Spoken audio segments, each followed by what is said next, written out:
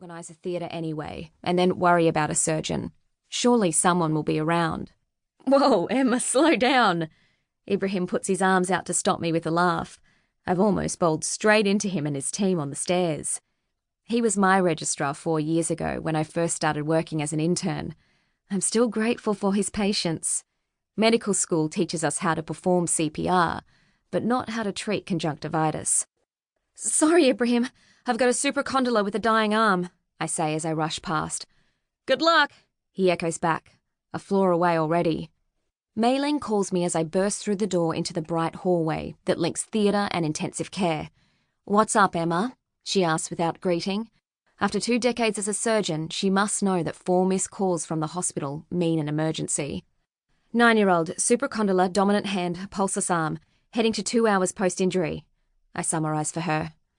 There's a pause. I'm on the other side of town. Can you get started? Tell theatre I've given you permission. At least if you can reduce it and restore blood flow, by then I'll be there to help you pin it. I hesitate. Over the last 10 years, 6 as a medical student and 4 as a doctor, many surgeons have taught me bits and pieces of their craft. But I've never opened an operating theatre on my own before. I promise I'll be there, Em. Besides, you're an official trainee in a few weeks. You'll be fine. You've got this.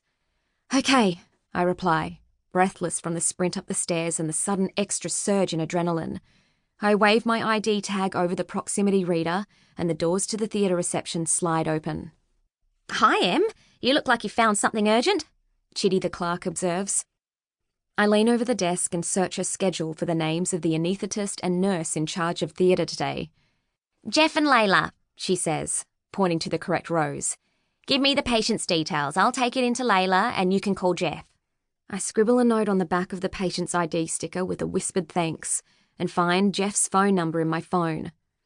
What have you got, Em? Jeff asks kindly. He's my favourite anaesthetist. He even tried to convince me to specialise in anaesthetics rather than surgery, so I know he'll take me seriously. He also knows that I'm acting up today. Supracondylar, dead arm, unfasted 9-year-old with a belly full of strawberry milkshake. That'll make things fun. Jeff is dry. Lucky timing. Most of the morning operating lists have finished, and we'll delay someone's start this afternoon. Do you have to wait for a boss? No. Mei Ling said I could start. She's on her way. Are you sure? I know Jeff isn't being rude. I know that I'm unqualified, and it's his job to ask if the operation can be completed before he puts a patient to sleep. Mei Ling is reliable. If she says she's coming, then she means it. But what if there's traffic? What if she has an accident? Then I realise that I know what to do. I know that I can finish this operation. And I realise that Mei Ling, who never accepts a shoddy result, must think I can too. Otherwise, she wouldn't have given me permission to start. Yes, I say confidently. Okay, Em, we'll send for the patient. We'll work around the strawberry milkshake. Just don't be a typical registrar and rush us, okay? He called me a registrar, I think, and smile. It's the first time.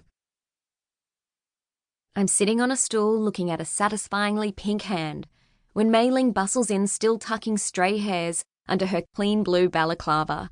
She inspects the small hand over my shoulder and studies the x-ray I've taken, but doesn't ask for a theatre gown or sterile gloves. Good work. Are you going to pin the fracture now or sit there grinning stupidly? She asks, a smile in her voice. One of the nurses hands me the drill with the pin loaded, the tool almost too large for my small hand. I strain to reach the trigger. Mei Ling's still watching. Try your middle finger on the trigger with a big drill like that, she suggests. It's got more reach.